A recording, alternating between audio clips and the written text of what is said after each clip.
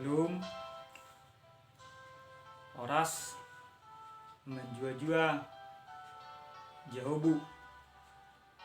Bapak Ibu jemaat Tuhan terkasih dalam nama Yesus Kristus dimanapun berada, kita kembali bertemu dalam kebenaran firman Tuhan pada saat ini.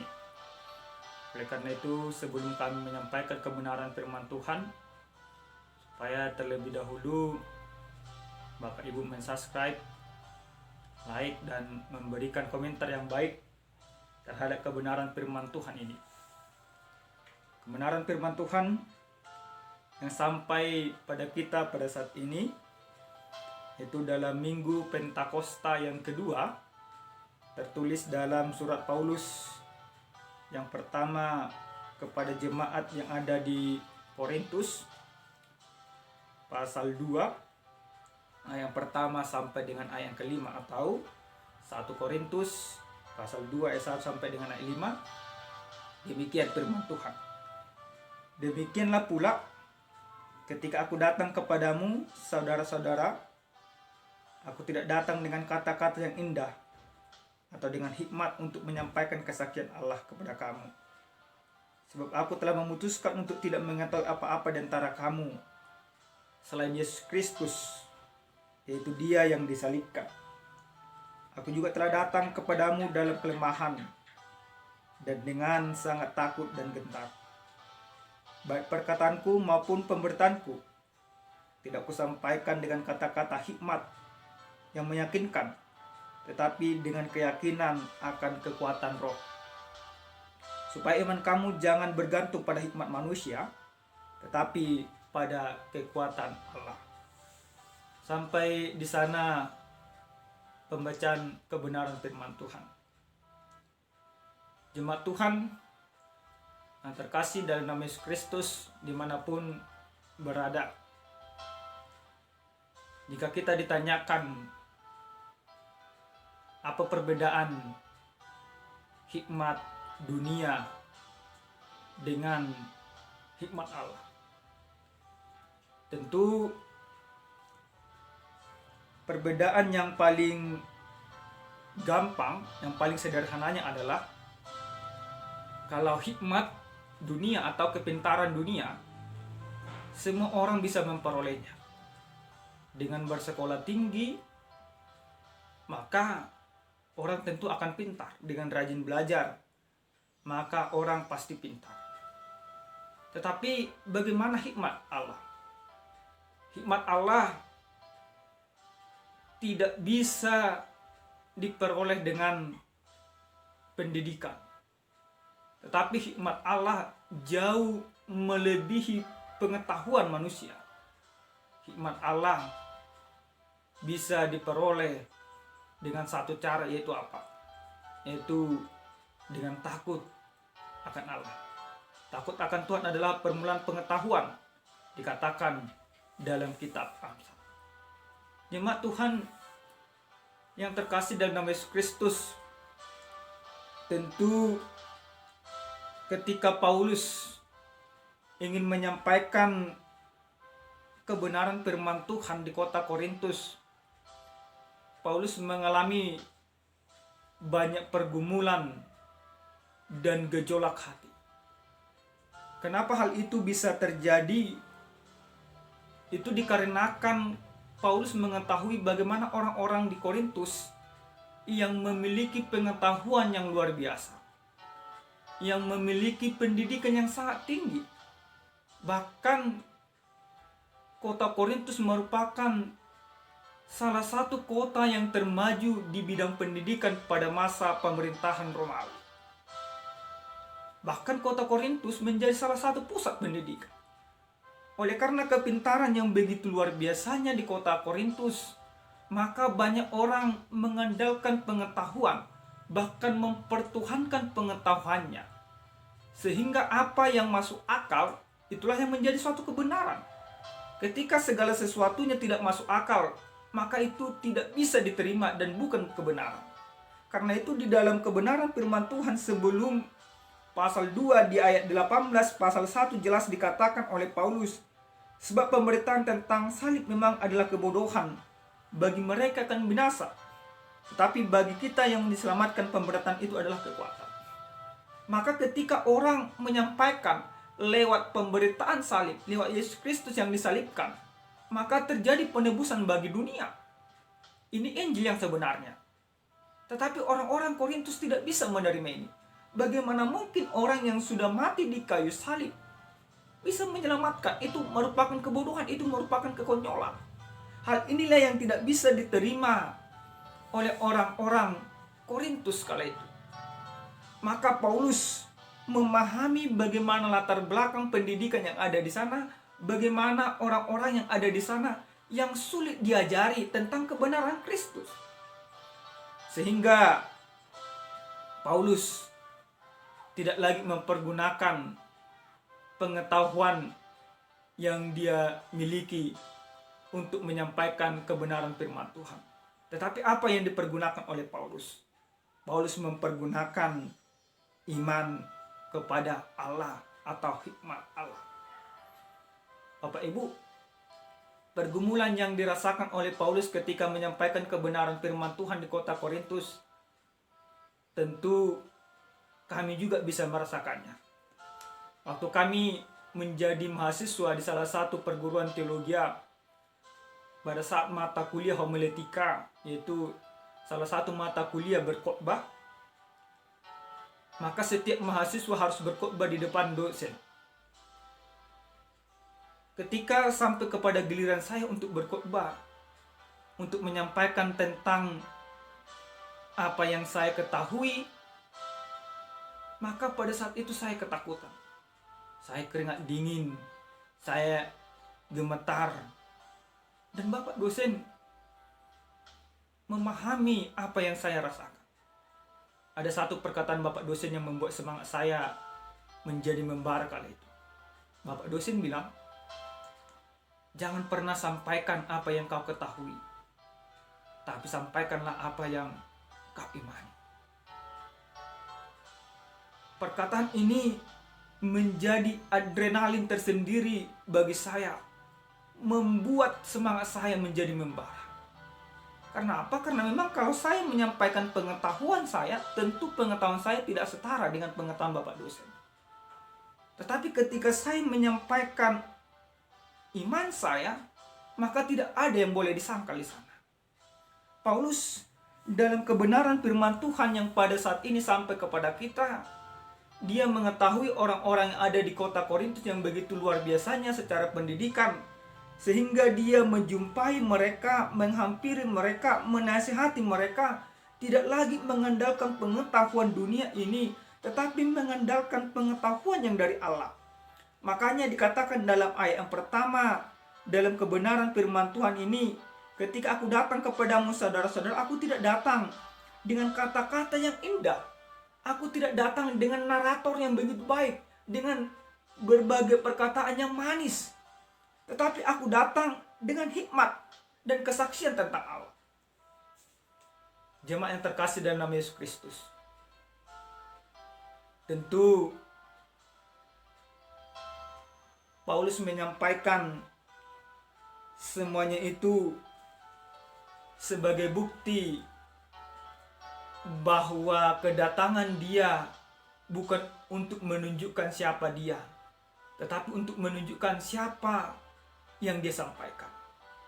Orang-orang di Korintus kala itu banyak narator-narator yang handal, banyak pemberita-pemberita yang luar biasa.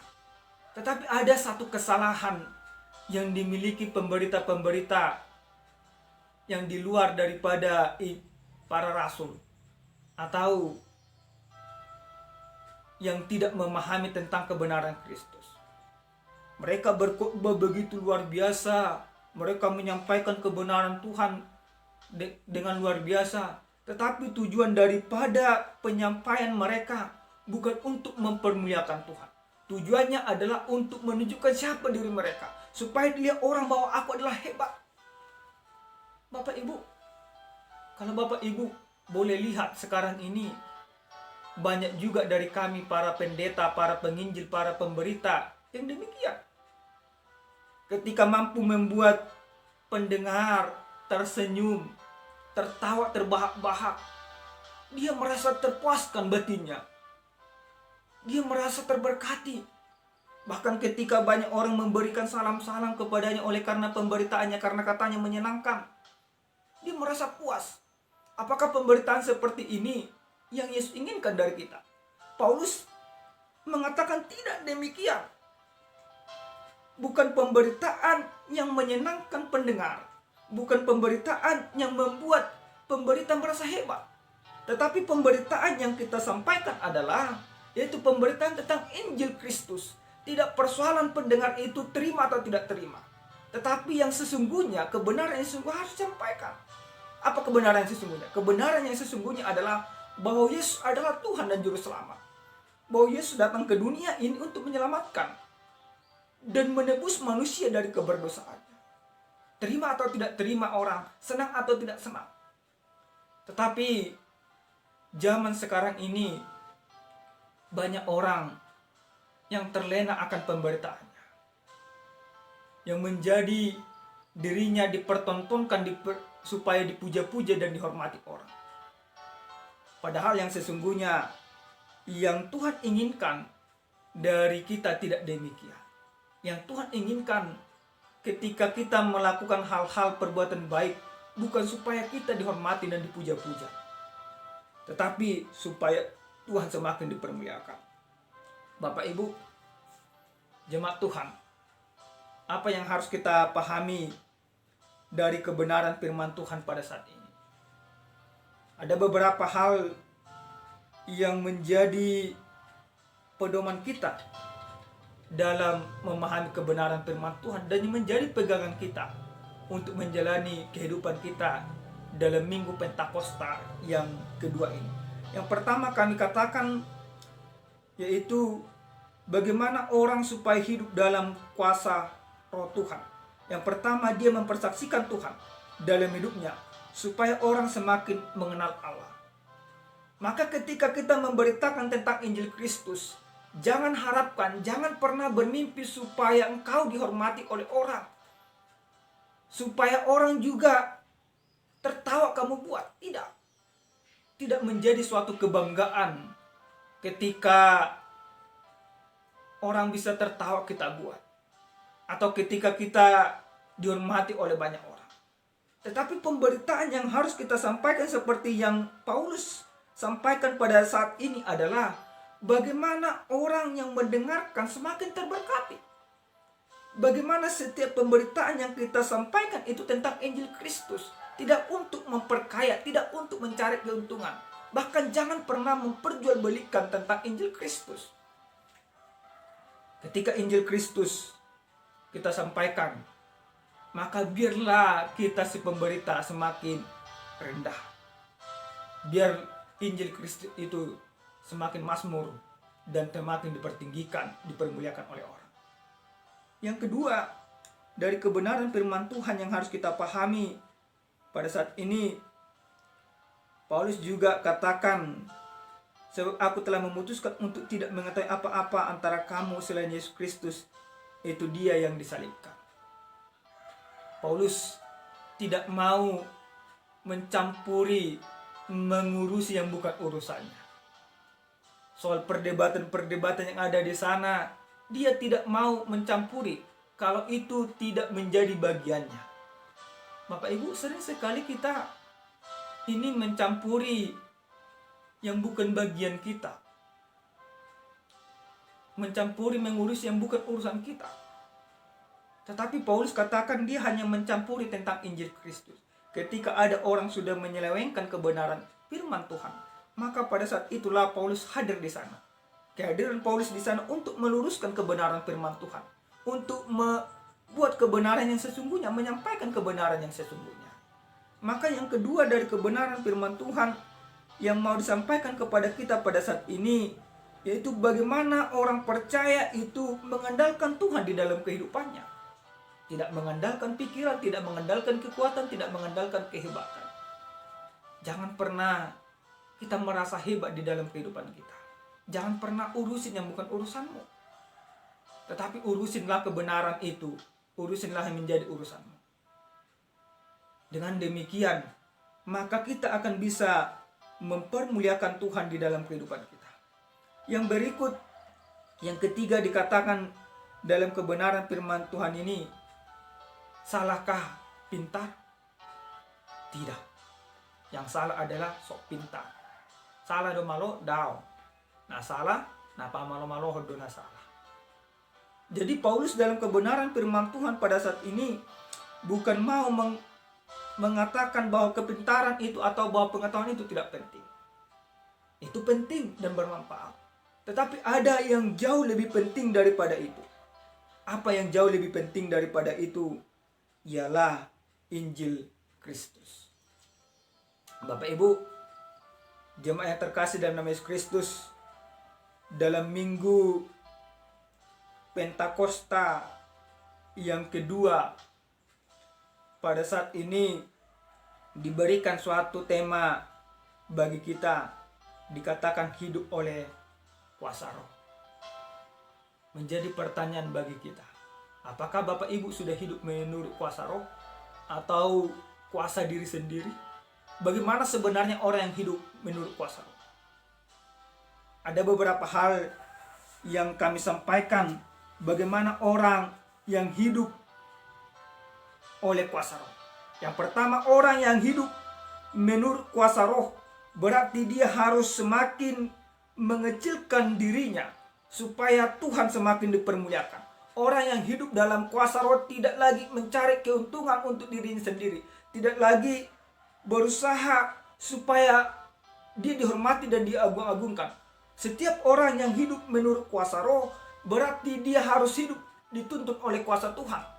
Artinya bagaimana? Artinya orang yang hidup di dalam kuasa Tuhan, dia mampu mengendalikan dirinya dengan baik. Paulus tidak mau terpancing oleh provokasi yang disampaikan oleh orang-orang Korintus. Dikatakan dia penginjil yang bodoh, dia tidak persoalan. Dikatakan dia tidak pintar, dia tidak persoalan. Bahkan dikatakan ajaran yang disampaikan itu tidak benar, dia tidak persoalan. Yang menjadi persoalan dia adalah ketika orang mempermainkan Injil Kristus, itu menjadi persoalan baginya. Maka setiap orang yang hidup oleh kuasa roh, dia harus menjadi pembela Injil Kristus. Bagaimana pembela Injil Kristus? Bukan seperti orang-orang yang mengatakan bahwa menjadi pembela Allah. Tidak. Pembela Injil Kristus berarti dia mempertunjukkan kebenaran yang sesungguhnya. Ketika orang berlaku tidak benar, dia tetap berlaku benar. Itulah menjadi pembela Injil Kristus. Paulus melakukan itu. Yang kedua, jemaat Tuhan terkasih dalam nama Yesus Kristus, firman ini juga mengajarkan bagi kita bagaimana orang yang hidup oleh kuasa roh.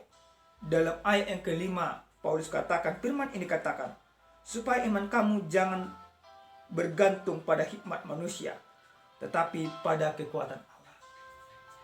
Supaya iman kamu jangan bergantung pada hikmat manusia. Jangan pernah bergantung pada kepintaran. Jangan pernah bergantung pada kecerdasan dunia ini. Tetapi bergantunglah pada hikmat dari Allah atau kekuatan Allah. Bagaimana orang yang hidup oleh kuasa Tuhan atau kuasa roh? Berarti hidupnya sepenuhnya menjadi dipersembahkan untuk kemuliaan Tuhan. Perkataannya, perbuatannya ketika dia berbuat baik kepada kawannya, tujuannya adalah apa? Tujuannya supaya orang mempermuliakan Tuhan, bukan supaya dia dipermuliakan.